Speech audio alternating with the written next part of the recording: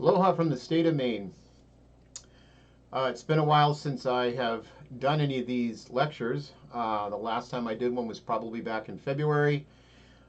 Since then, a lot has changed for me. I have a job in my field now, and I've been extremely busy. However, I really enjoy doing these lectures. It kind of allowed me to keep my foot in the game, and I thought that I would take on the next subject, which is probably one of my favorites, the Permian Triassic Extinction Event, 251.9 million years ago. It is the largest of the big five extinctions. Um, we are all very familiar with the extinction of the dinosaurs, the KT event, the Cretaceous Tertiary event. That involved, changes, climate change, India going over the hot spot, the Reunion hotspot for that matter, causing massive volcanic eruptions, and then a bolide, which is a meteorite or an asteroid or a comet. We're not really sure what. All we know is about 6 miles in diameter that struck the Earth while this was going on. And as far as extinction events go, it is one of the most dramatic, I guess you could say, because of the massive outpouring of lavas in less than a few million years, and then of course the asteroid strike, which just created complete pandemonium and mayhem on the planet. So it's the youngest of the mass extinction, so it really got a lot of attention, especially from the 80s on. However, there would be no dinosaurs most likely unless we had the Permian Triassic extinction event, which essentially ended the Paleozoic and started the Mesozoic. So in other words, the Permian Triassic extinction is on the very beginning of the Mesozoic, which we all associate with dinosaurs. The Triassic, the Jurassic, and the Cretaceous are all eras that the dinosaurs existed and reigned the earth. And they did it for about 170 million years. So they were quite successful. And had the events not occurred 65 million years ago, well, there's a good chance we probably would not be here. If they had continued to evolve, who knows where they would have gone. They certainly were very successful. So in any case, the Permian Triassic extinction is not glorious like that. It doesn't seem to have, at this point, we've not located or we have not identified a possible meteorite or extraterrestrial impact to cause this.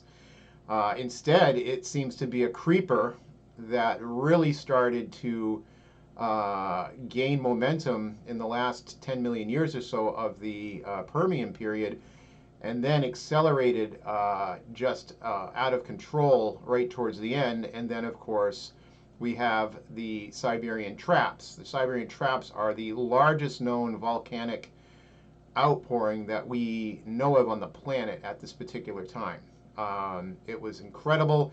It buried, if we were to cover the United States, it would bury it in over 200 meters, or if we just did California, it would be over 2 miles deep. So it was an incredible outpouring of lava in a very short period of time.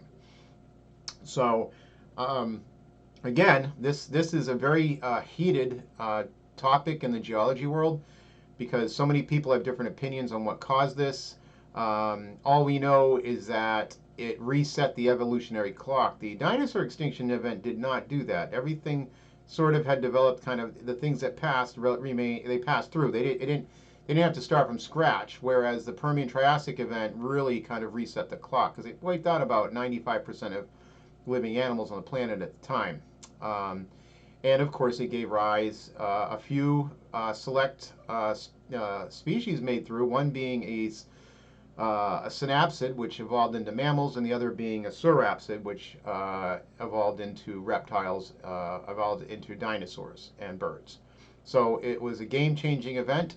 It is part of the Big Five. There are 5 mass extinctions we recognize in the geologic field. One at the end of the Ordovician, one at the end of the Devonian, one at the end of the Triassic, and of course the Permian, and of course the Cretaceous. So away we go. And by the way, I have recorded this 3 times, and each time the computer has crashed or it decided to update or just did something funky.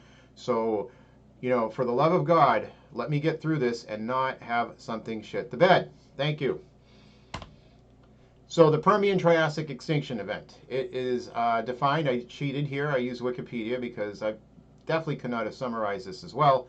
Um, and it is Permian Triassic Extinction Event, 251.9 million years ago. It has numerous names to it: the PT, the PTR, the PTME, blah blah blah. It is also known as the Great Dying, and I think that alone should just wake up your brain when you think of the Big Dying, the Great Dying. That's a pretty profound statement, and it really was the Great Dying. It is the largest of the big five mass extinction events of the Phanerozoic. That is the last 541 million years, by the way. It is Earth's most severe known extinction event, with the extinction is 57% of biological families, 83% of genera, 81% of marine species, and 70% of terrestrial vertebrate species. It is also the largest known mass extinction of insects, and insects have generally made it through extinction events fairly unscathed, so they're pretty tough. Obviously, we see them around now, and they've continued on. But these guys took a pretty big hit, so that should just give you an idea of the severity of it. There is evidence of one to three distinct pulses, phases of extinction. So it didn't just happen all at once. It took time, and it took different pulses to do it. And it forms the boundary between the Permian and Triassic geologic periods, and with them, the Paleozoic and the Mesozoic eras, respectively, at approximately 251.9 million years ago. This is, for a long time, there were very few known spots where you could see this transition in the geologic record. And I think, you go back into the 70s, there are guys that actually claim that it just doesn't exist. And then over time, we found some localities, China, obviously here in New Zealand, and a few other spots, and we find more and more. But for the most part, it was really an enigma trying to find this transition. And an ideal area of when I say a transition of it, you want the geologic record uninterrupted.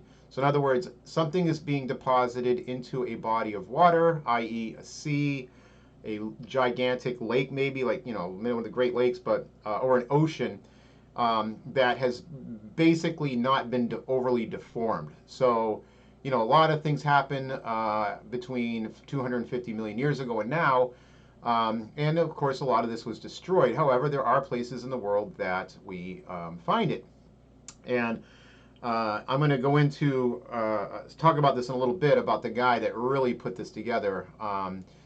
There was a professor that he basically questioned all his heroes, and he went up to north of the Arctic Circle, west of Greenland in that Baffin Island area, and found an old, a 250 million year old sea, about 1 kilometer deep at the time, that recorded this entire event. And that was a real game changer, because when you compare it to some of the other known sites, one in China in particular, and the results are fairly similar, it becomes more conclusive evidence that what we think happened really did happen. So what we're looking at here is we are seeing a world that goes from a very wet, maybe almost tropical, anoxic, whatever, basically that dark layer, the coal layer I have labeled, that is really, you're thinking of the Everglades in Florida. Right now in the Everglades in Florida, in that area, you are forming coal. Or you will eventually, but it's basically a very anoxic swamp-like area that gets very little oxygen into the soils. So there's not a lot of breakdown, and you just have a very, very dark shale deposited. And in this case, it's a coal. And then as you start moving up towards and everything's fine until you start moving up towards the extinction event where the red line is, and all of a sudden everything sort of changes. The exact time represented here of the coal deposition, I do not know. I do not know if it's all the way from the Carboniferous, which is pretty much where the majority of our oil reserves and coal reserves come from right now, but that would be 300 years or 300 million years or older. So if that is a truly a 500 million year old deposit, or I'm sorry, a 50 million year old deposit, well, I don't know. But whatever it is, it was deposited prior to the extinction event. And what you notice is that when you get near the extinction event up towards it, the sediments begin to change, and they go from a coal to an anoxic to a shale to a sandstone, which means that things are getting shallow. The depositional environment's changing. You are no longer having anoxia. Sunlight's breaking down, and you're actually starting to get most likely a shallowing environment. And then at the extinction event, you go into almost a sandstone. So again, this could either be almost a terrestrial environment. It could be that the whatever was there, the body of water dried up, or became very shallow, almost like a river deposits being dumped into, like maybe Death Valley or something like that. But in any case, it really got shallow. There's no longer a bunch of biological stuff in the soil, so you have more of a silt sandstone that essentially is not showing really a whole lot of life, whereas the coal area down below is loaded with life. And then right after that, after the sandstone, you get shale, sandstone to shale again, which is a deepening environment, and then once again it begins to shallow. And then it's almost as if you look in this area here, this is probably, this is a terrestrial area, possibly, desert, maybe desert, but just, it's an area that no longer is probably in an ocean. And if it is in an ocean or a sea, it's very shallow, it's high energy. But I'm going to say that this is definitely a huge change from here. This was deeper, so it goes life, lots of life, and then drying up, and then shallow, and then maybe very shallow, or maybe even desert out of water, another flow of water, and then it shallows again, and now you've got just basically sandstone here. So this possibly a desert environment, maybe a few more layers of water here coming back, maybe more sandstones, but then you have some up here. This could be dune or aeolian. It's hard to tell from where I'm looking, but definitely more desertish, more wet, and that was the big change. And then you have the extinction event right here, and essentially this layer right here, you went from something that was rich in life to something that was not, and that's really what I want to show you. So the objectives. What is the Permian extinction? I will define it, which I think I already did. Brief history of geologic time, with evolution, plate tectonics, supercontinents. Overview of mass extinctions, the big five. Overview of the Permian period, sea level, climate, life forms. Theories to what caused the extinction event, what didn't cause it, that's kind of important. The carbon cycle, lips, large igneous provinces, anoxia, acidification of the oceans, global warming, and the Siberian Traps. Now, I put some of those in there are happening today, and that's why we should really be paying a particular attention to what's going on with the Permian extinction, because we are mimicking some of the beginnings of it. So we know how that turned out. Well, we don't want the same thing to happen again. And what I wanted to say is that the man that charged up there and took his team and really was a game changer is Benoit Bouchon. I hope I pronounced that right. He's from University of Calgary. And if you ever want to check out his lecture, it is the Permian Triassic Mayhem, the lead up, catastrophe, and aftermath of the Earth's largest extinction event, viewed from the Arctic Canada. And he did find it. He mapped it. He showed everything that we needed to see, and questioned the people before him that said that it just didn't exist. So hooray for him. And then objectives continue. We'll do the lead up to the event, global warming, the warming of the oceans, the anoxia, the acidification. I think that's supposed to be of the oceans, but it says to the oceans. And then the coming together of Pangaea and how it affected weather cycles. And then the elephant in the room, the Siberian Traps, the volume, the effects, the coal ignition, the toxic air particles, rapid temperature rise, and then of course the effects. And then we'll just figure out who made it, the survival, the conclusions, the rise of the dinosaurs, and comparing to the Permian extinction to really what is going on today. From the beginning, I have done this. This is the fourth time I've got to go through this calendar. And I just want to I'm going to go through it pretty quickly now. This is a cosmic calendar, and the year, it's basically laid out as 1 year. So January is the beginning of the universe, and then today is the end of December, December 31st. What we've done is that we're going to list the major events here to December, and then we take the month of December and we break it into the 31 days of December, and then on the last day we take the last minute. So we're breaking everything down all the way to human history so we can get an idea of the scope of time. So basically, January, the Big Bang, the formation of the universe, 13.5 billion, 13.8 billion years ago, I think it is now. You have young galaxies, and then galaxies begin to cluster, and then you have galaxies begin to evolve. We have the formation of the Milky Way. I don't know how many years the formation of the Milky Way has got to be, well, that's 13.8, and so what's 13.8? Oh, I don't know, maybe say 8 billion years or so. Right here, we get the disk of the Milky Way. And then you really don't get anything. We don't show up. It is at some point in this time that between here and here, that we probably had some sort of very large star in our area of the Milky Way that's supernovae. Here's the thing: the bigger the star, the quicker they burn. And our sun is not big enough to generate anything but hydrogen and helium, maybe a few other things. But in order to get the heavier elements of the atomic table, like the iron, the nickel, and all the things that we are made of, things that we can touch and see that's not a gas, you needed to have a much larger star than the sun. And when it exploded, it gave us a nebula, and then a shock wave came through the nebula of gas, and at some point, probably late in August here on the map, at about 5 billion years ago, maybe 4.8 billion years ago, something came through, and it basically initiated gravitational accretion. And then 4.6 billion years ago, we start to have the formation of the solar system. So basically from 13.8 to 4.6, the solar system did not even exist. So that's a lot of time. And then as we go into October, the Earth kind of gets its act together. You have a hard surface. There's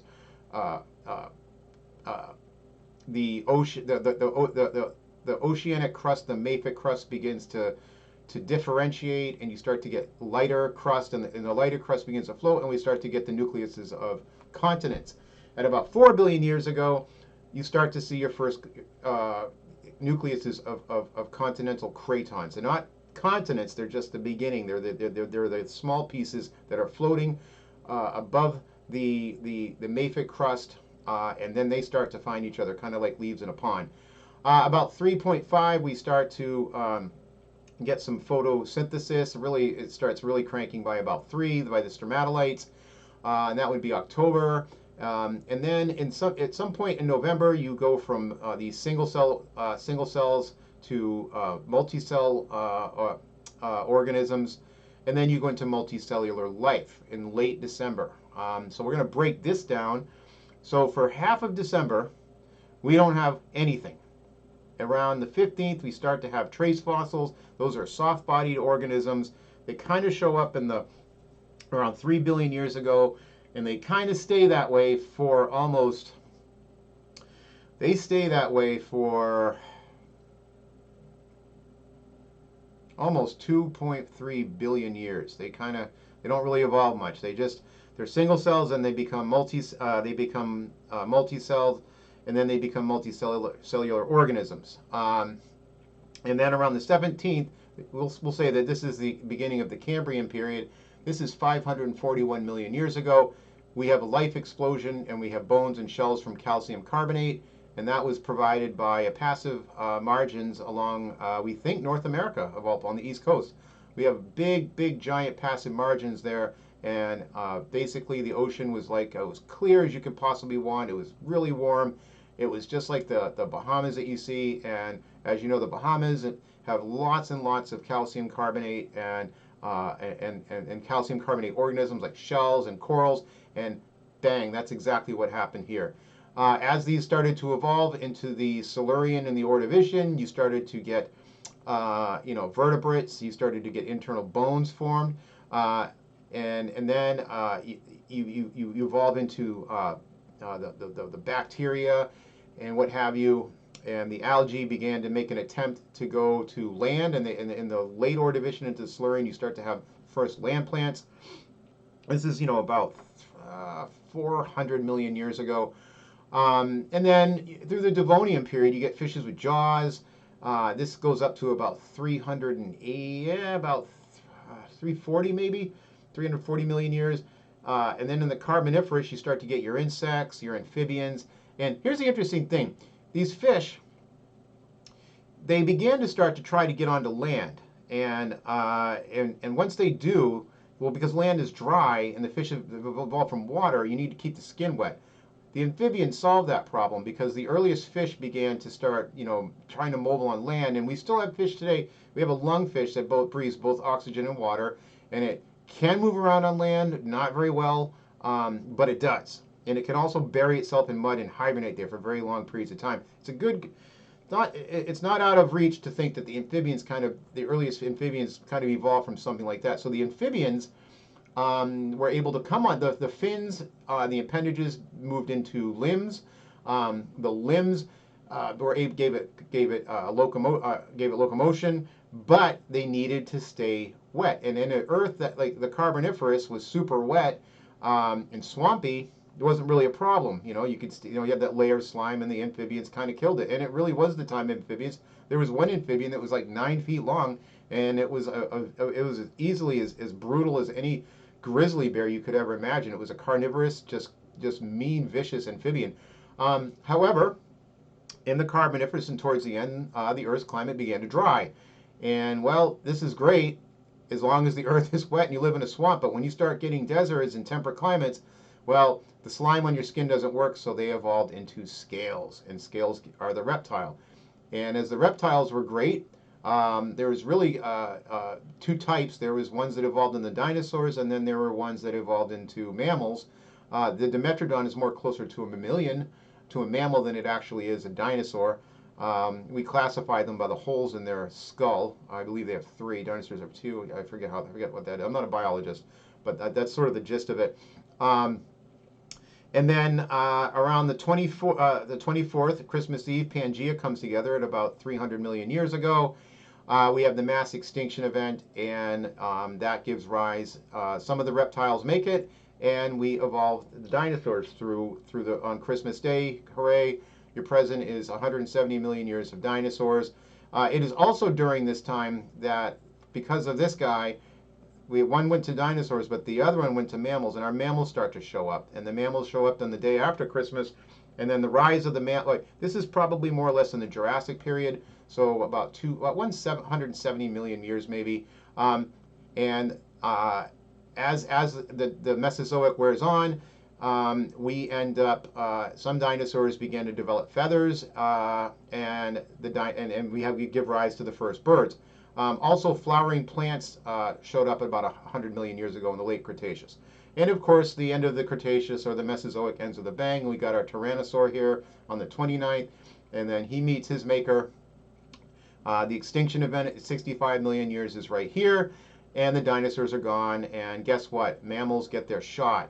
So on the 31st of December, we start to see the evolution of the primates. But the primates really don't start going, until, what does it say here?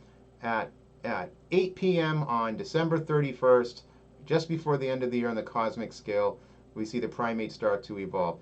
And believe it or not, the humans, a human life only lasts 0.23 cosmic seconds, not even a second of time in the grand scale of things. So the last minute of December 31st, you have we have the first human artifacts. We have some drawings. We have the Ice Age. We go into more advanced civilization. We have aquaculture in the last 20 seconds of time. Columbus comes in and destroys America.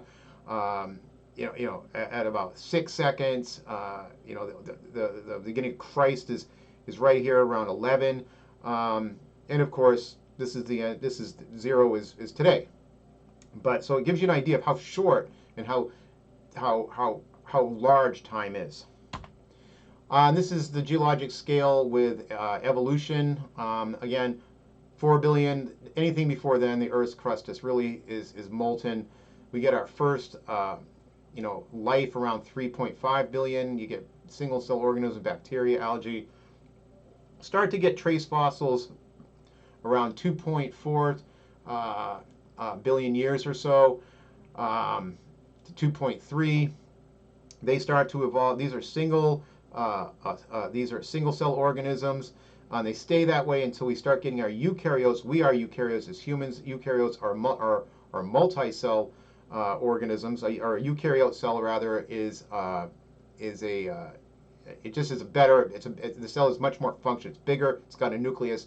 And a eukaryote, when they start getting together, they start to actually specialize in certain areas, and that's how we get things evolved into eyes and nose and stuff like that.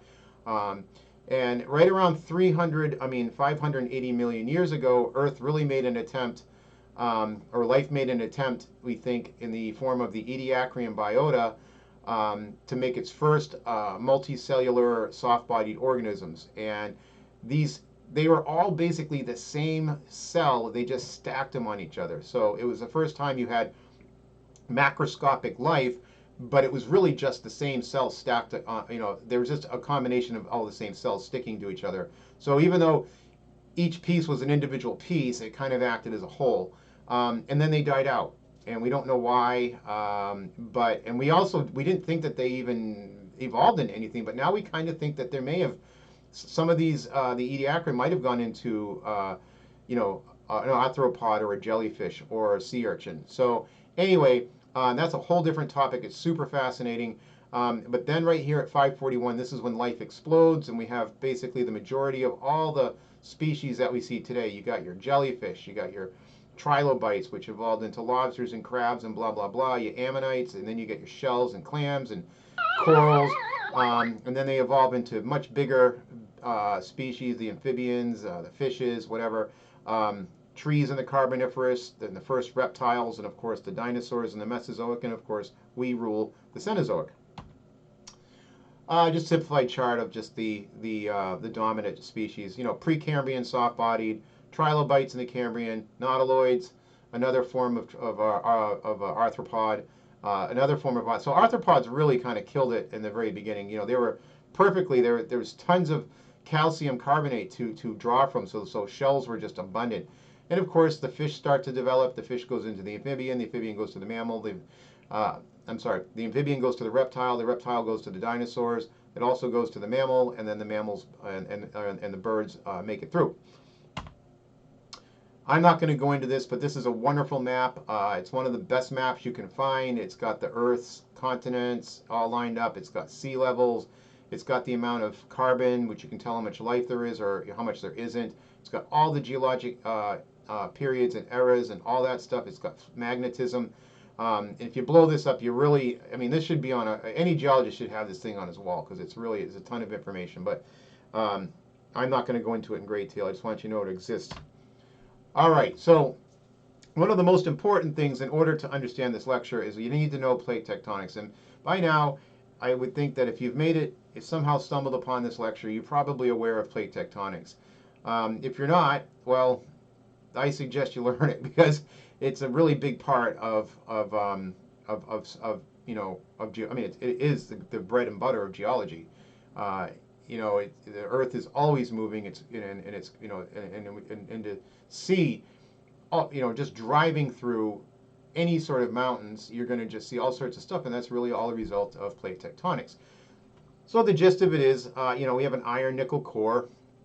When the Earth formed, it was pretty molten, and just like dropping rocks into a bowl of soup, the bigger rocks go down first. If you drop wood, it might sink a little bit. It's not going to go quite as far.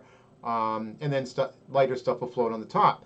It's the same thing with the Earth. The heavier stuff went to the middle to make the iron-nickel core. The lighter stuff, began to form the mantle, and then the even lighter stuff began to form the crust. So as you go down, you've obviously increased your iron-nickel content. Most minerals that come from this area tend to have more magnesium. iron, and the ones that are up here tend to have more of Fe iron, um, or just proper iron, I guess would be the word. And then once you get into this, oceanic crust has the most iron of the Earth's surface. Not in here, just but on this. If you for actually hard rock, the ocean crust is the most iron rich. And then as you go further up, these continents have a tendency to be iron poor, and we call them silica rich.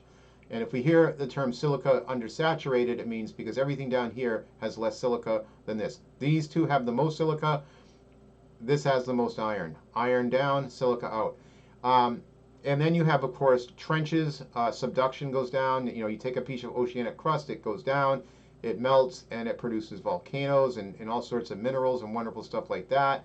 You have a mid-ocean ridge. So if something's going down, well, because the Earth is a circle, so if something's disappearing, something needs to be made up. So it's kind of a zero-sum game. So as long as this goes down, new crust needs to be generated around a ridge. And of course, the continents will move around and slam into each other and deform each other. And sometimes a piece of this will get tossed up on here, and which is great because then you can see what the crust, the ocean crust looks like. But that's the gist of it. The Earth is a very active place. Also, Venus is a very active place. Mars used to be an active place, but it's just too small, and for the most part, the crust is just too thick to have active plate tectonics. Of the four terrestrial inner planets, only Earth really has true plate tectonics as we know it. Although Venus is starting to really, people are really starting to notice a lot of similarities on Venus. So I think Venus is going to, in the years to come, it's going to just, it has plate tectonics. It's just not the same as us because it doesn't have the water. And the water really kind of lubricates things and creates a lot of different minerals. So with plate tectonics, with the crust moving around, we have the continents kind of moving around. And the best analogy I always use this is that if you take a bunch of leaves and pour them in the water in a pond, eventually they're going to find each other. I don't know why, they just do. And even more crazy is there was some dudes up in space shuttle, and they literally took two grains of salt, NaCl, and it was zero gravity, and by God, those two pieces of salt were drawn to each other. And that is all you need to know, because that is how the Earth formed it. Things just, once something starts to accrete on it, it gets heavier and heavier, and it draws more gravity and pulls in more stuff. So think of this: Jupiter was the first planet to form.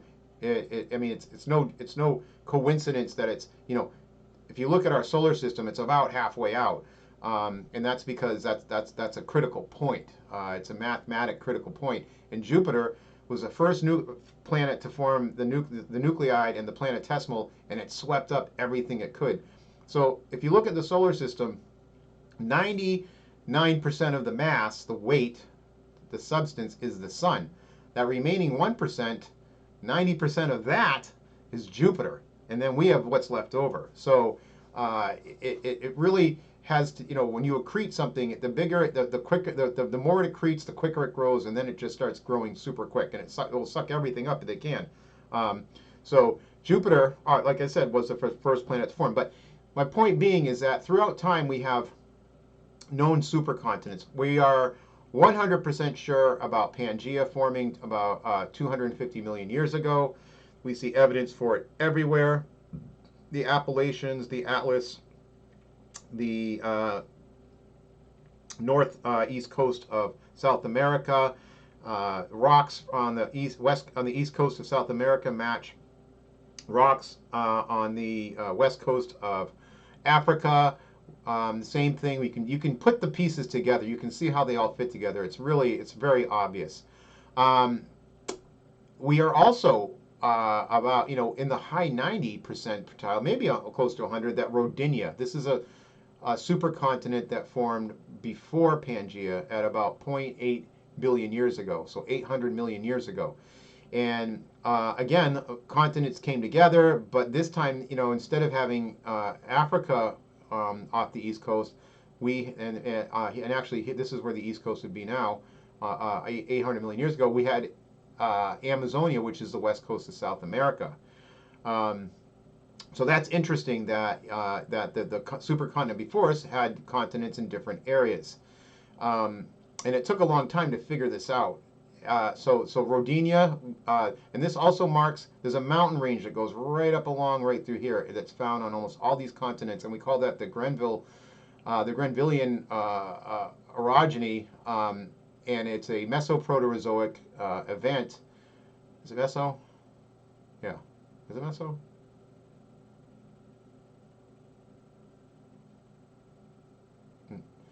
It is Mesoproterozoic, but yeah, it's Mesoproterozoic.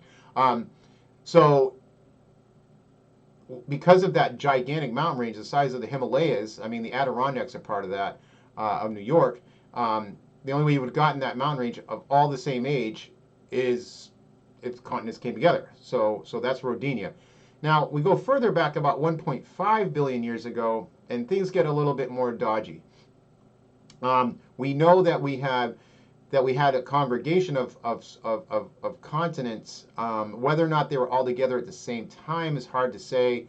What we do know, though, is that on the East Coast especially, or I'm sorry, not the East Coast, but the southeastern coast of North America, which would have put this somewhere around, at the time, it would have been kind of near Michigan, up through Quebec, to Arizona, maybe the panhandle of Oklahoma. Uh, anyways, Colorado. Anyways, because anything east, like the Mississippi on, did not exist at this point. But there's a series of mountain ranges that kind of show that something was going on there. And we called this either Columbia or Nuna. And then if we go back to 2.5 billion years, we have what we call supercratons. And this is sort of the transition from the Archean time to the Proterozoic. And we consider the Archean time as a time when the nucleuses of continents called cratons started to form, and then they started to congregate and bang around and stick together. So this is called the Superior, or whatever, I can't pronounce that, Superior. But this is the Superior province, probably the Ray, the Slave, and the Wyoming right here. And that makes up the nucleus of North America. This is Sclavia. This is part of Africa, I believe, Alvahara. I don't know what that is. This is probably either Baltica or Siberia. But anyways, this is when the actual nucleuses of the, so this right here ended up being this. So this sort of little pieces came together and then made Laurentia, which is North America. So I could actually take this and label off these little chunks that are in there. They're just not labeled right there. And then 200 million years from now, the Atlantic Ocean is going to shut again.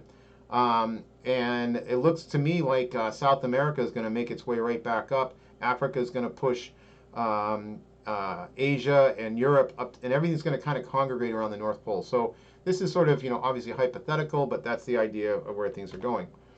So sea level change definitely has a direct relation to supercontinent cycles, or at least in the last 540 million years.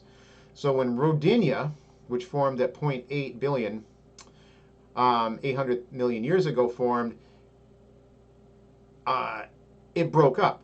And when it broke up, what happened with sea level began to rise. And the reason why it began to rise, or one of the reasons it began to rise, is because when you break something up, it produces a massive amount of volume of magma.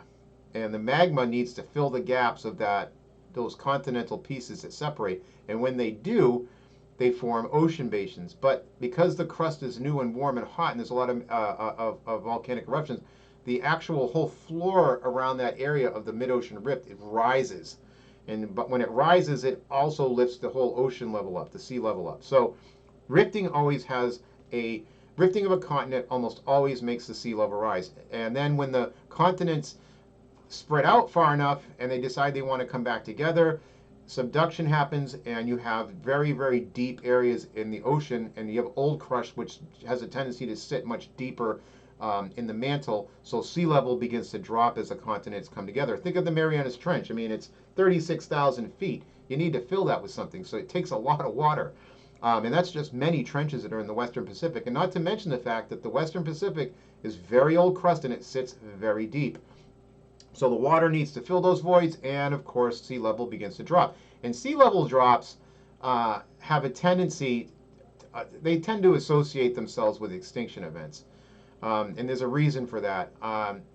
You drain the ocean off of a continent or a continental sea. Well, everything that lived there either adapts or it dies.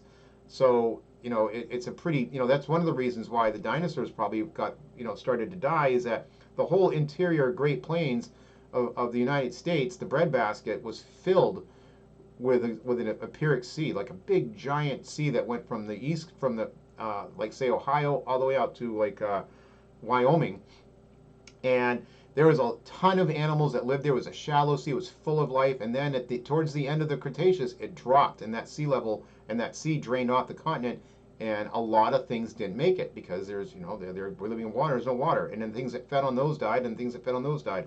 So these lines right here represent extinction events. And it's funny because you see a huge drop and there's an extinction event of sea level. This one does not, and this may have something to do. I mean, you see one there, but it's a little bit off. So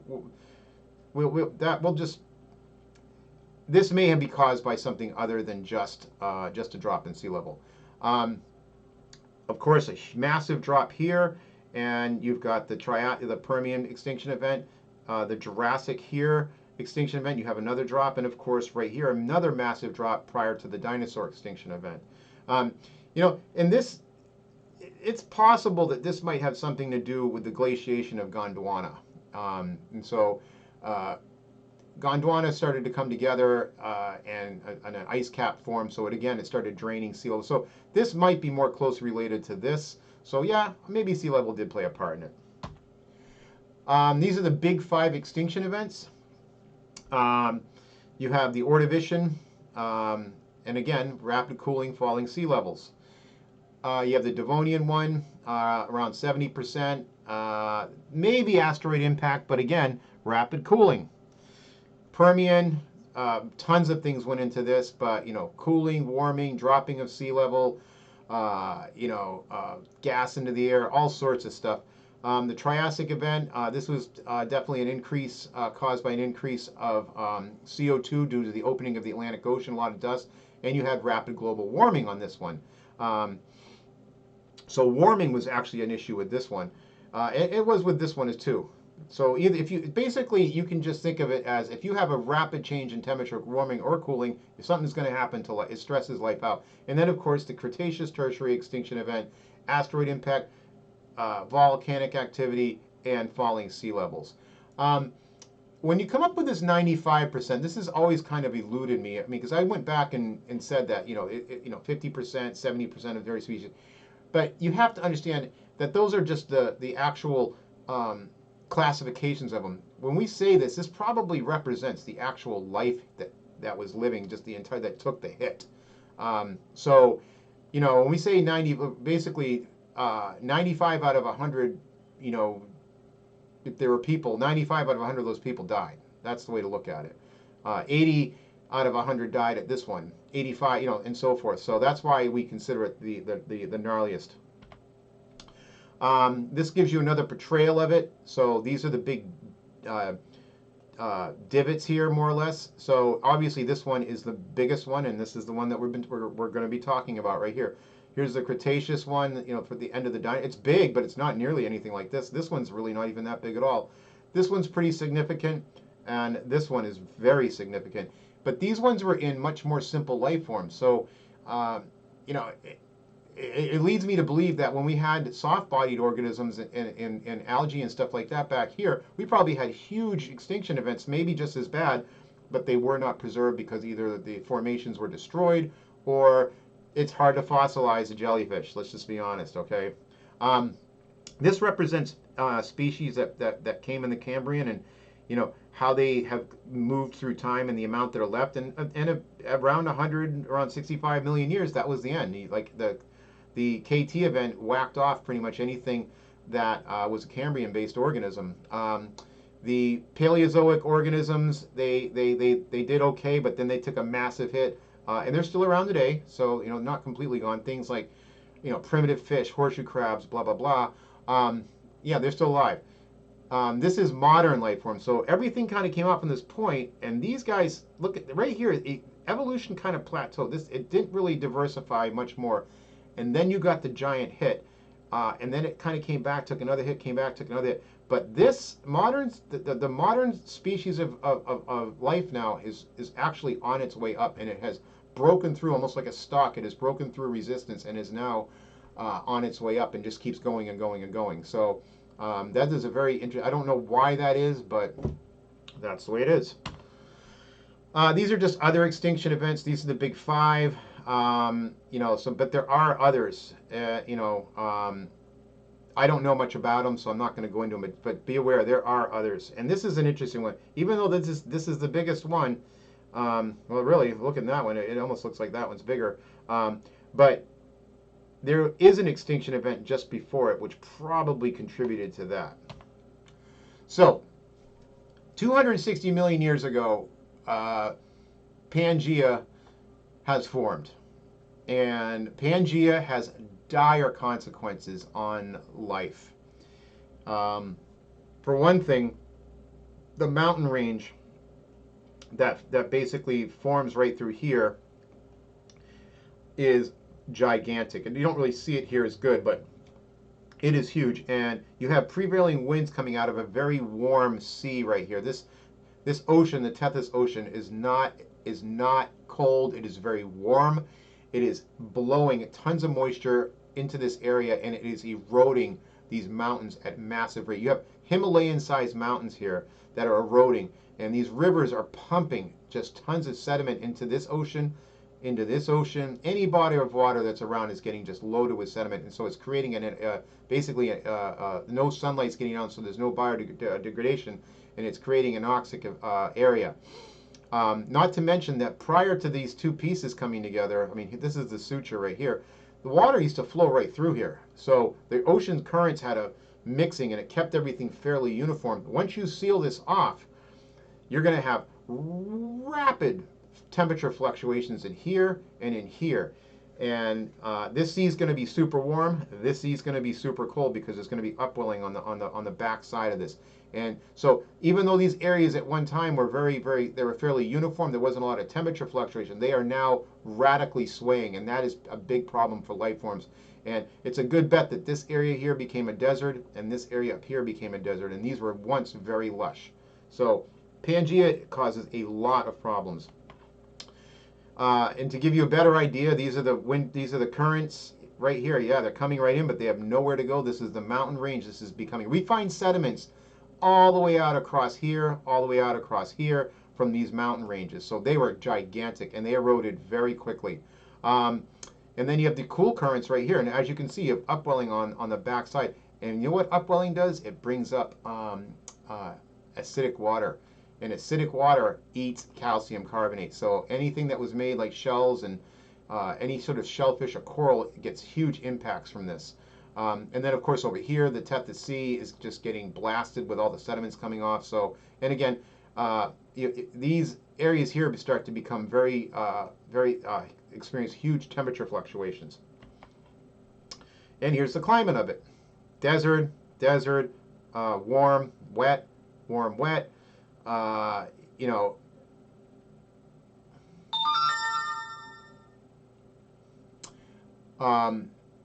And then of course you have your climate is beginning to cool, and down here you have something that's probably similar to what New England is today, or down in Argentina, and of course this up here would be sort of probably kind of a Norway-ish sort of thing. But in any case, this mostly was fairly warm through most of the Carboniferous, but now you've got different climates, you've got seasonal fluctuations, and really stressing out life forms. This is the global temperature and CO2 levels over the past 600 million years. We are at very low CO2 right now. CO2 in the past was much higher.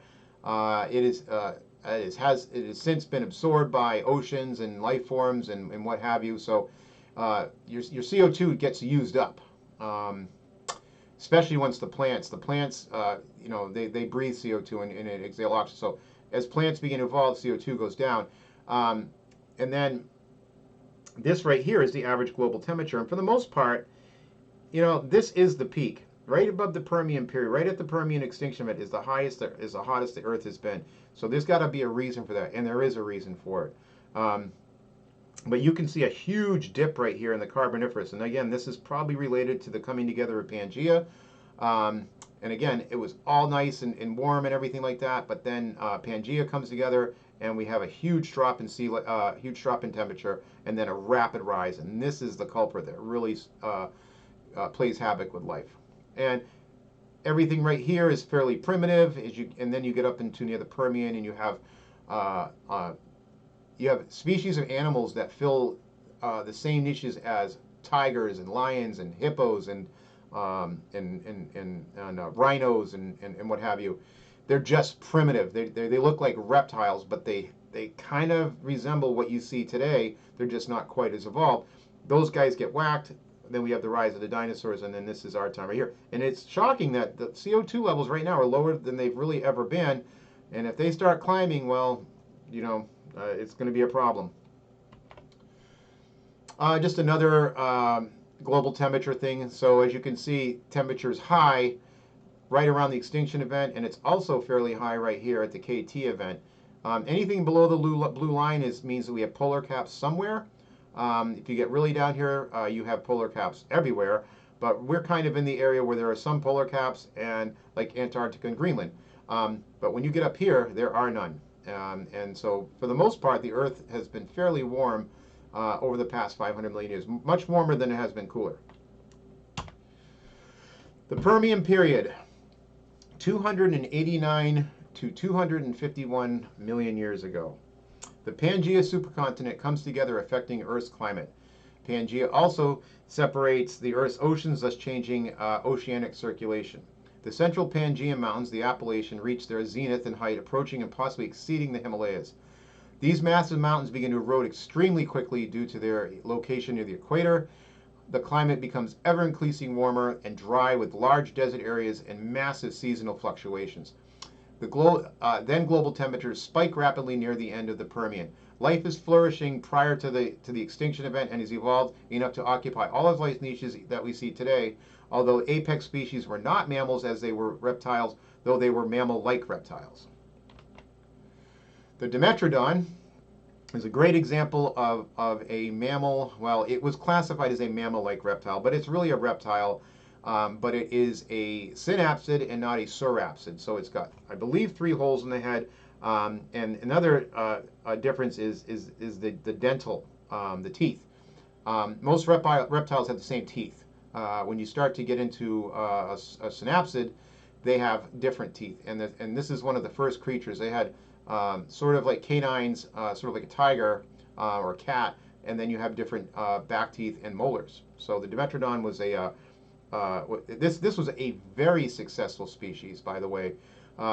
They're found all over the place for about the 20 or 30 million years that they existed on all climates. They're both meat eaters and plant eaters, which is interesting. So some species are plant eaters, some people are meat eaters.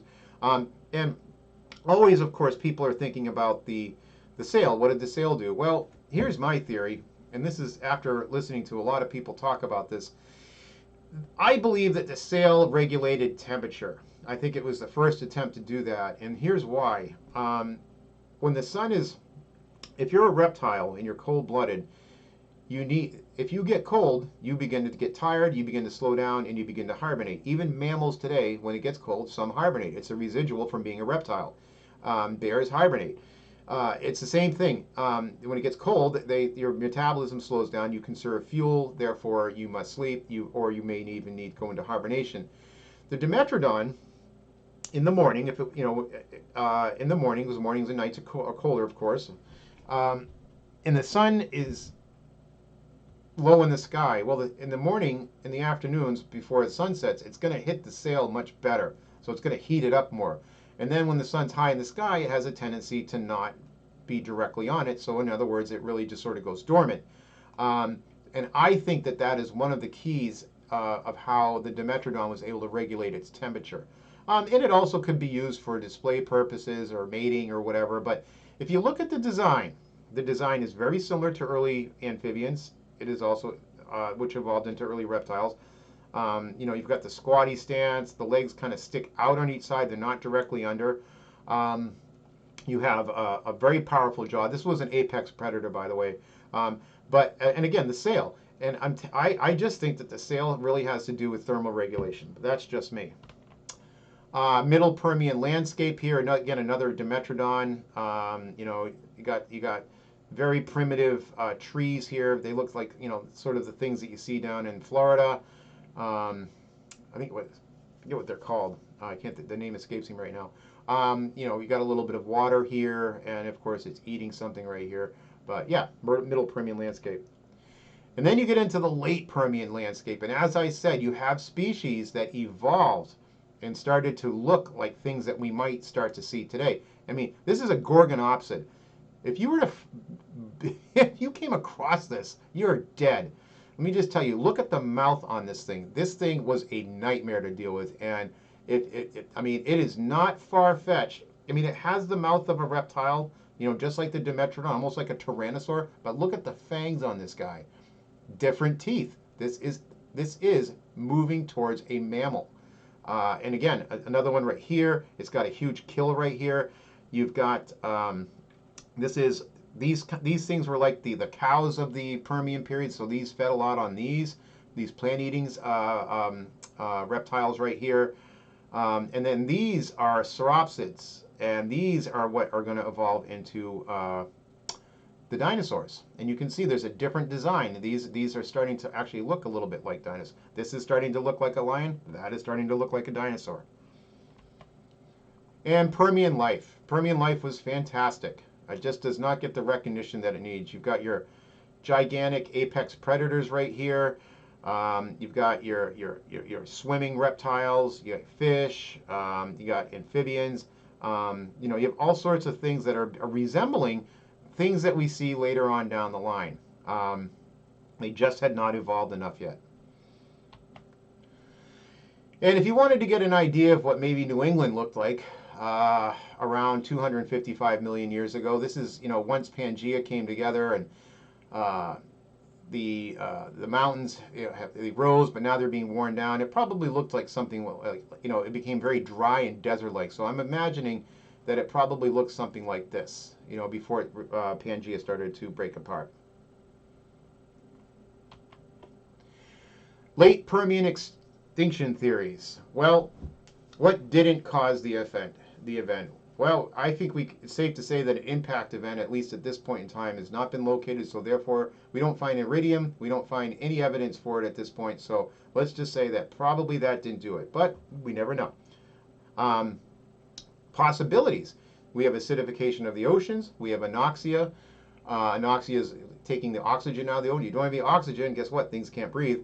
Large igneous province. These are lips.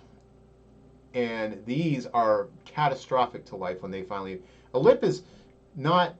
It's an eruption event, but it's not like a Mount St. Helens or even a Yellowstone. I mean, Yellowstone would be pretty bad.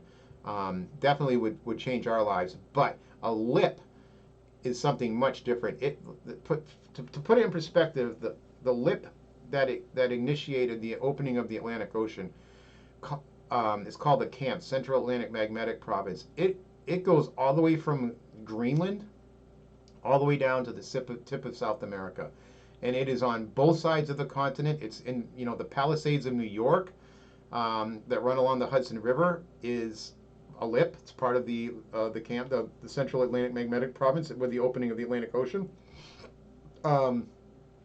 The Connecticut Rift Valley is one.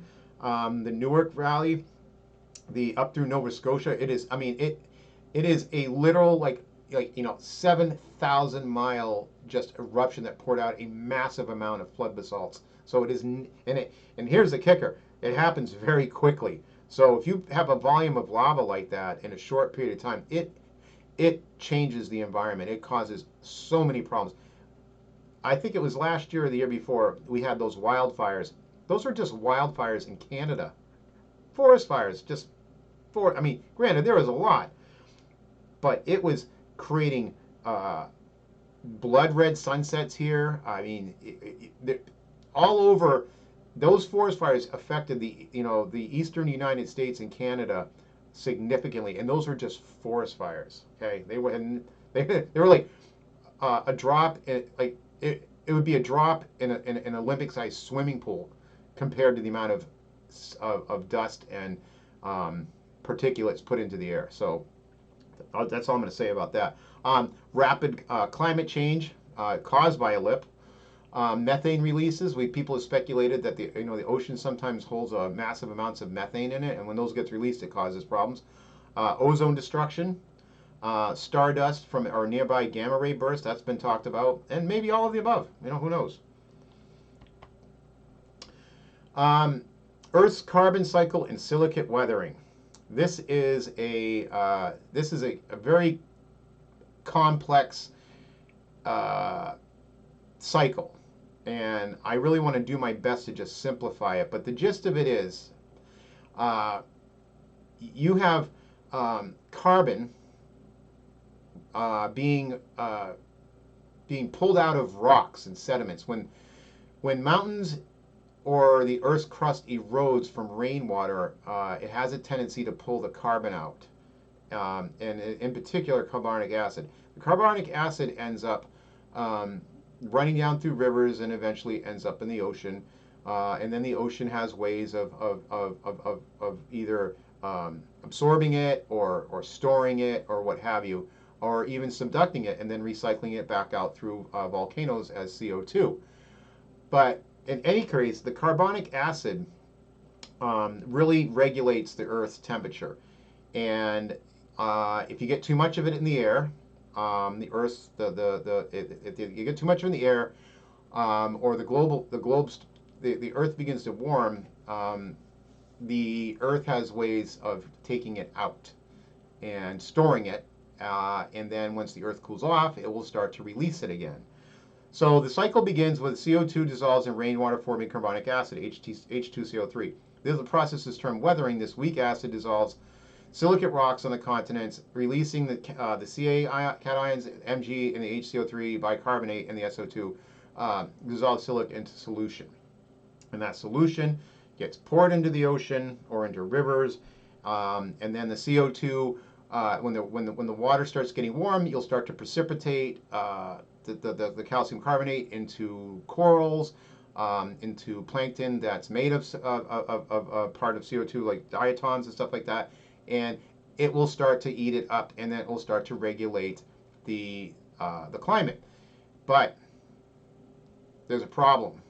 If you start putting too much of it into the water, you can make the water acidic, and if the water gets too acidic, you cannot precipitate your CO2 out in the bicarbonate, and what happens is you end up basically not being able to store it anywhere, and it starts to really build up, and that was when you have serious problems, because if you can't get it out and you can't store it somewhere, and then it starts staying in the atmosphere, you've got big problems, because then the Earth starts heating up, and if it starts heating up too quickly, you end up getting more acidic water. But even worse, warm water has a tendency not to hold oxygen very well either, so it's like a two-prong effect, and without the oxygen in the water, without the bonding of it, you are really going into a runaway greenhouse effect. So it's very important that in the Earth, you need big mountains get rid of CO2.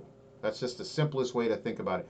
So in other words, the Himalayas and the Alps and the Andes are actively removing CO2 from the planet. That's why we're kind of in a cold period of time. Well, the Appalachians, or the Central Pangaean Mountains, the Appalachians, when they were that big, were removing a ton and ton and ton of CO2 through most of the Carboniferous into the early Permian. Well, once those wore down, there's no way to dissolve the CO2, and it started to run into the ocean in massive amounts, and the ocean couldn't keep up with it, and then because of that, you have an overabundance of it, and then you could not form the reefs and the organisms. They actually started to eat away and put more in there. So that's a big problem, and that's why we think that up until about 280 million years ago, we had a great reservoir to get rid of the CO2 in the form of those large mountains. But once they wore down, then we had an overabundance of bicarbonate going into the ocean, and it caused a lot of problems. Again, Earth's carbon cycle, and I have sat and gone over these maps, these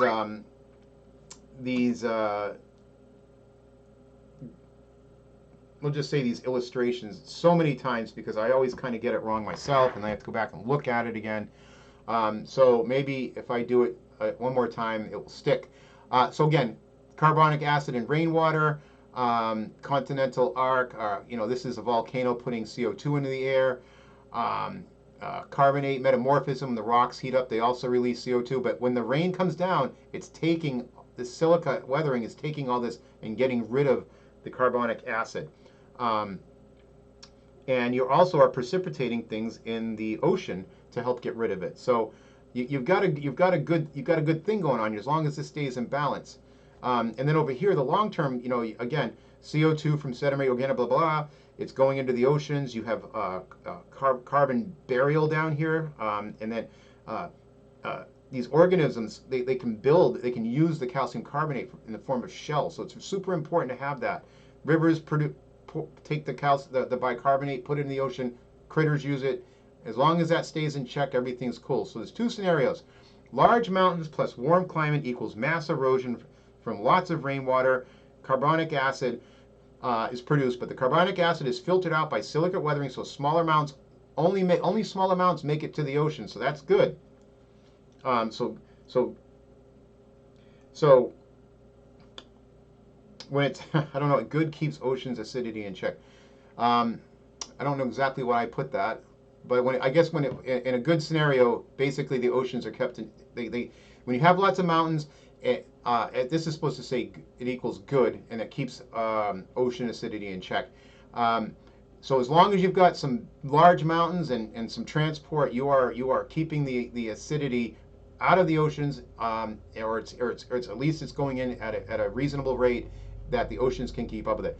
Now, when you have small mountains in a warm climate, there's not a lot of erosion, there's not a lot of silica weathering, but you have a lot of rainwater, and the carbonic acid ends up going into the ocean, and that's bad, and it causes acidification of ocean. In other words, the critters can't use it because the ocean is so acidic that it's actually eating away so we all know that if you want to know if a rock has calcium carbonate in it, you just put hydrochloric acid on it and it fizzes.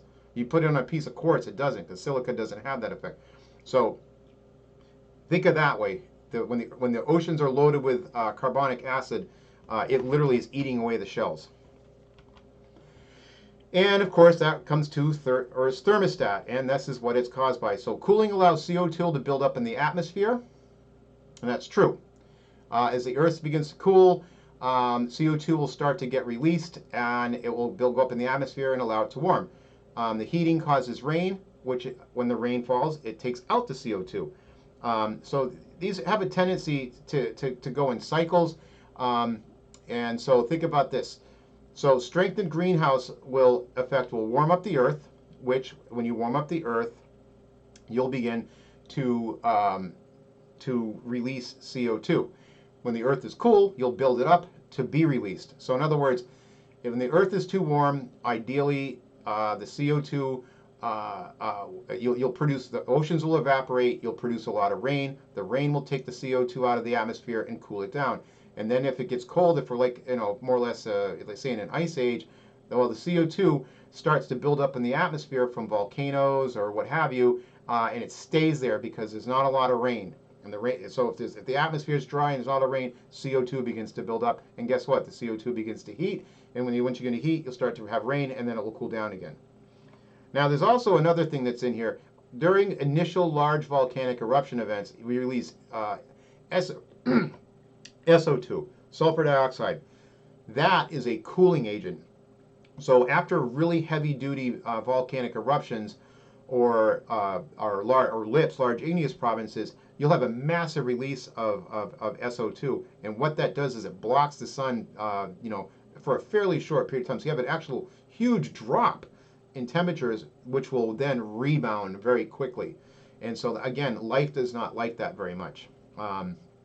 But that's one of the things that will happen. So massive volcanic outpouring, you have an immediate cooling of the climate, but then you have a warming of it because the sulfur dioxide gets released first, and then the CO2 follows. So cool and then warm. And this is just a very more complicated thing. I just had to. I kind of went nuts with these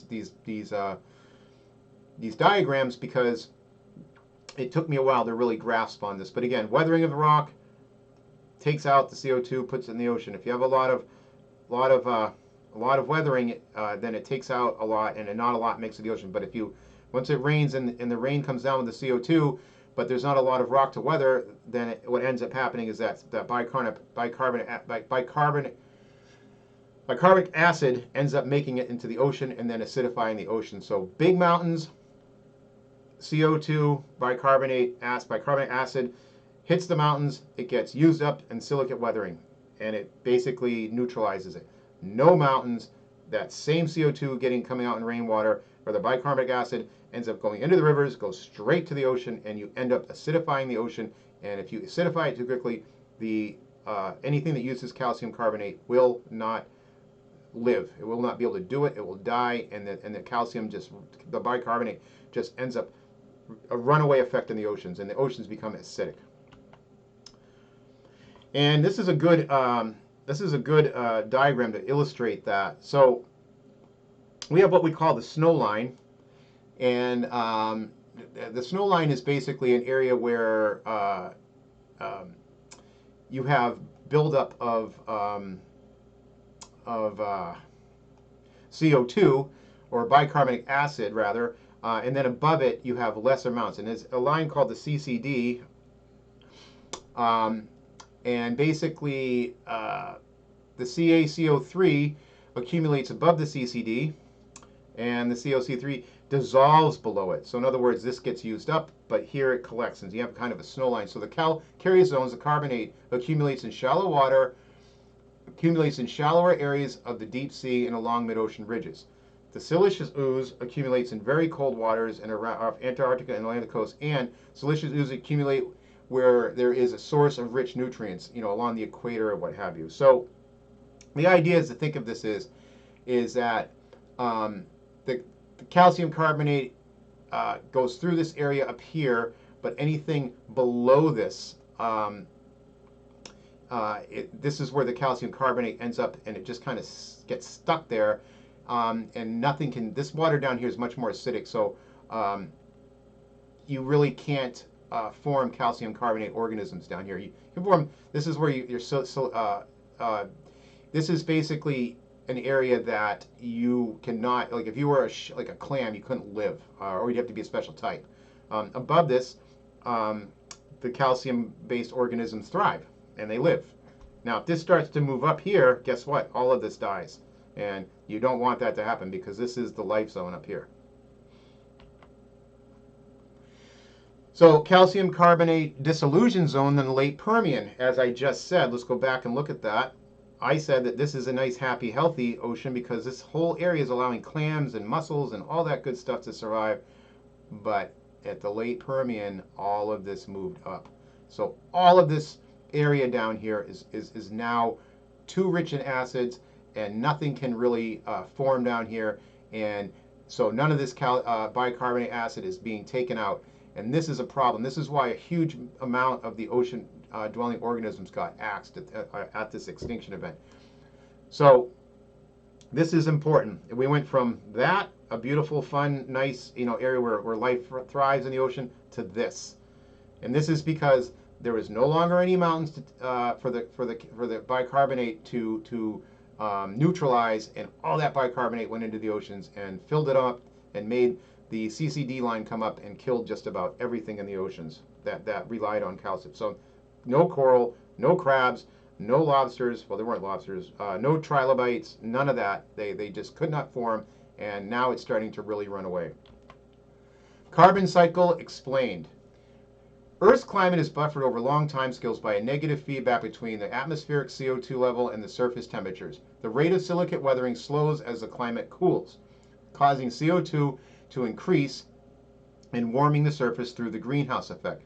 I'll say that again. The rate of silicate weathering slows as the climate cools, basically allowing CO2 to build up and warming the surface, and allows a greenhouse effect so the Earth brings itself out of a cold climate. By locking carbon dioxide away in sediments, weathering removes it from the atmosphere over long period timescales, reducing the greenhouse effect and lowering global. So basically, when you do have the mountains or whatever, you have a way of getting rid of it. You lock away the carbon dioxide, and the weathering removes it from the atmosphere. As it falls down, it locks up in sediments, so therefore it's neutralized, and it takes it from the atmosphere over long time scales, and then the greenhouse effect wanes and global temperatures lower. Large mountain ranges move CO2, which cools the climate. However, once the mountains are eroded, CO2 can increase, and with no sediments to lock it up, it ends up as carbonic acid in the ocean, causing acidification and rising temperatures. Big problem. This is what's going on today. Take heed. Warming of the oceans can cause poor circulation between deep and shallow waters, which in turn makes ocean anoxia and thus ends up suffocating many species. A lot of oxygen needs to be upwelled from the bottom of the ocean. They need to turn, and when you warm the oceans and you don't have a turning effect or a circulating ocean, that's when you get anoxia, and you need, it doesn't matter what you are, you still need oxygen in your water to breathe, and if you don't have it, you die. Oxygen in the oceans. Sea surface oxygen concentrations are largely controlled by temperature-dependent solubility of oxygen in seawater. What does that mean? Well, sea surface oxygen, basically, the oceans need to remain a desirable temperature for ocean currents to circulate, and that brings oxygen from deep sea water or nutrient-rich water to nutrient-poor water. Wherever the sea surface temperature waters are carried to the deep ocean, they initially retain oxygen levels associated with the surface temperature. Wherever sea surface waters are carried to the deep ocean, so surface waters, they initially retain the oxygen levels associated with. So in other words, if it's 70 degrees out, that gives a certain amount of oxygen that's in the surface water, let's just say at the beach or right offshore here.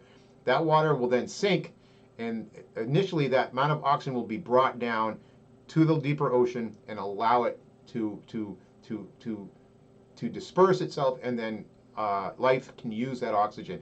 If you have the ocean too warm, then you're not getting a turn, and guess what? Nothing's getting down, nothing's getting up. Ocean warming exacerbates ocean deoxygenation and further stresses marine organisms, reducing nutrient availability by increasing ocean stratification through density and solubility effects, while at the same time increasing metabolic demand. So in other words, if you're starting to lose oxygen and you're not getting enough, your metabolism is going to start cranking, trying to get more oxygen. Your heart's going to start beating faster. It's almost like, think of it as chronic heart failure or COPD. You're not getting enough oxygen, your body's starting to work more to get it. All right. The rising temperatures in oceans cause a reduced solubility of ocean and water, which can explain about 50% of oxygen loss in the upper level of the ocean, basically above 1,000 meters, i.e. 3,000 feet. Warmer ocean water holds less oxygen and is more buoyant than cooler water. This leads to reduced mixing of oxygenated water into the surface with deep water, which naturally contains less oxygen. So deeper waters have less oxygen, and if they aren't mixing, they have no oxygen. Warmer water also raises oxygen demand from living organisms. As a result, less oxygen is available for marine life. Ocean circulation is key. Oxygen produced in oceans. All right, so another one of these diagrams that I had to stare at for days to really understand. So think of the diagram on the left right here. So this is high, this is low. So yeah, we at the very bottom of the ocean we have some oxygen, but then it kind of drops, and you know, the deep ocean has not a lot of oxygen. But as you get further up, you start to see more and more oxygen. So most life likes to be up above, 1,000 meters. In the same sense, photosynthesis at the surface, i.e. diatoms, plankton, all that good stuff that the whales eat, they breathe in CO2 and they produce oxygen. These are very important. The minute these things are done, we are dead, because people don't get it. You kill the plankton, you kill it's like the kill switch on a machine. If you turn it off, it doesn't run. Well, this is this is the kill switch right here. And again, these take the sun, they take out CO2, so they're cooling the temperature, and they are putting oxygen in the water. Very important. And again, you can see the profile. And then the oxygen begins when the water is cold, sinks, and you bring oxygen down to the deeper critters. And that's why there's a sort of a rise in oxygen near the base. And not to mention, these things right here, when they die, they also sink, carrying with them the nutrients that they produce when they do photosynthesis. So these provide nutrients plus oxygen to the deeper ocean. And if this machine shuts down and nothing's getting down here, well, it's not good. This is a very complex diagram of oxygen circulation and distribution in oceans. I'm not going to go into it because but the gist of it is that you've got sinking water here in the Arctic areas and stuff like that, or winds or whatever, and it sinks in the tropics, and it runs along the equator, and it takes oxygen, and then it rises back up again, and you have plankton growth here, which is also adding to oxygen in the water. So northern climate, cool water sinks, it runs to the bottom, then it comes back up again once you start to warm it. And so same thing over here. You have river nutrients dumping stuff into the ocean. You have upwelling and mixing right here. This is a healthy ocean. You have all sorts of life right here. You have water, and eventually some of this will kind of, just by densities, will start to sink a little bit. And this is how the ocean gets its gases, carbon dioxide and oxygen through the water column. Oxygen over time. Well, right around here, we have the Great Oxidation Event, and the Great Oxidation Event is basically caused from the stromatolites, or the bacteria that blue-green algae, that were able to start using sunlight to convert CO2 to oxygen. Prior to that, we just did not have much oxygen, but once these things started really going, oxygen starts to show up, and we know that because right around here, nothing really back here is very rusted. The iron is perfectly black. There's no oxides. But right around here is when you start seeing oxides, and oxides are indicating that there's now oxygen affecting the minerals, and so that's how we know that this started. And again, I was saying that there are mass extinctions that go back further. Oh no, these are the big five. I'm sorry, my bad. So this is the oxygen level. And in the Phanerozoic, in the last 540 million years, this is oxygen over 4 billion years. So this is a much bigger time period. And of course, we peak right here, and here we are right now. So we actually went up. We had a peak in oxygen a little bit earlier. I would say that was probably Ordovician, probably somewhere in, where was it? O2? Oh yeah, right here. Yeah, this is the peak. And it's interesting that the CO2 was very high, and of course, as I said, it's been going down ever since, at the expense, not really at the expense of oxygen, but the CO2 has been going down because the plants, the plants, they breathe oxygen, and over the Phanerozoic or the Paleozoic, they took a big chunk and they produced. So as CO2 falls, oxygen is on the rise. But at the mass extinction event, both of them sort of come together, and the reason being is because at the extinction event, there is not a lot of things producing oxygen, so of course it drops, and at the same time, when the oxygen breathing organisms die, they are not producing CO2. However, CO2 can be made by volcanic eruptions, so that's probably what this kick is right here. And of course, there's another one here at the opening, probably associated with the opening of the Atlantic. But this is CO2. This is CO2 and oxygen. And right now we're at 21% oxygen, and we have very low CO2. So much different than in the past. So the effect of a global warming in oceans. So as climate warmed, Monsoons became more frequent and erosion increased along with marine productivity, creating anoxic conditions that resulted in larger black shale deposit. The black shale deposits are very important because when I put this all together, it's the black shales that are one of our tools we use to say, hey, we are in a very unhealthy ocean. So warmer, hot summer, you get increased monsoons and nutrients and everything are getting pulled, and erosion is running all this stuff into the ocean. And guess what? As that happens, you start to get things using up oxygen in the ocean. The ocean cannot hold as much oxygen, and over time, the CCD line begins to rise, and really nothing can live right down through here that uses calcium carbonate, as well as a lack of oxygen because the ocean's not turning over. So what happens is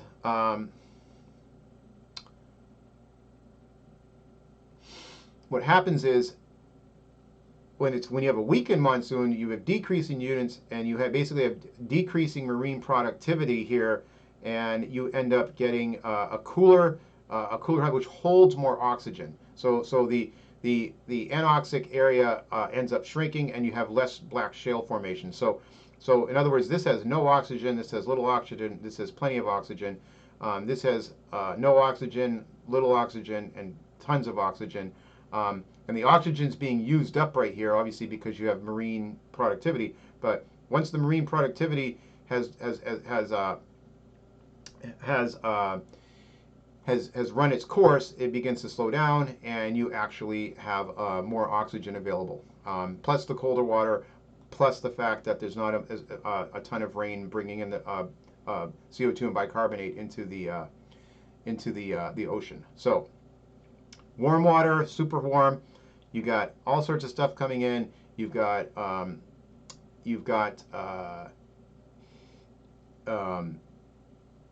an ocean that just cannot hold as much oxygen, and you end up getting an area that basically is oxygen poor, much higher. And then once things cool down, even though that you're getting but these things are using a ton of oxygen. So that's why this is between this and the heat and the rain, you're just getting an ocean that's poor in oxygen, much higher. And then once things cool down and there's not a ton of nutrients coming in, productivity slows down. This is just basically food for animals and plants, coming from the nutrients from the rain, from the soils. But once this slows down, there's not as much nutrients, not as much life, not using as much oxygen, and then it's also cooler, so the ocean holds more oxygen, and then the oxygen is able to go further down into the ocean. And you have less black shale formation, and here you have more. So this is one of the maps that I was talking, or not the maps, but this is why I wanted to zone in on the black shales. If you look here, you will see that this is sort of like this is just like a sort of lithological chart right here, more or less. So in other words, I've taken a section of Earth, and I'm looking at a period of time, from basically 260 million years to 240, we'll just say 240. And what we're noticing is down here, and the blue is very healthy, producing lots of corals, limestones, and then as we get further up, we are starting to see reduced oxygen. And we know that because instead of getting calcium carbonate formation in the oceans, we are getting siliceous chert. Chert is lifeless. It is nothing but silica that's being deposited in the ocean, and it is a great indicator that you don't have a lot of life. And then we have no oxygen, and we have black shale, which means that so oxygen is decreasing. It basically gets next to zero, and then we have none, and we form the black shales. And then we get the cherts on the other side, and then we end up shallowing and then going into a terrestrial environment. So this is the extinction event. And again, blue is healthy, gray is getting bad, and black is just terrible. And this right here is what we call the pyrite precipitation line. And if you get an oxygen reduced environment, if it goes low enough, you will actually start to precipitate pyrite right out of the water. And when pyrite's being formed, it is bad. It means your oceans are so acidic, life is just struggling. That not much can live there. At least nothing that's carbon. You need calcium carbonate.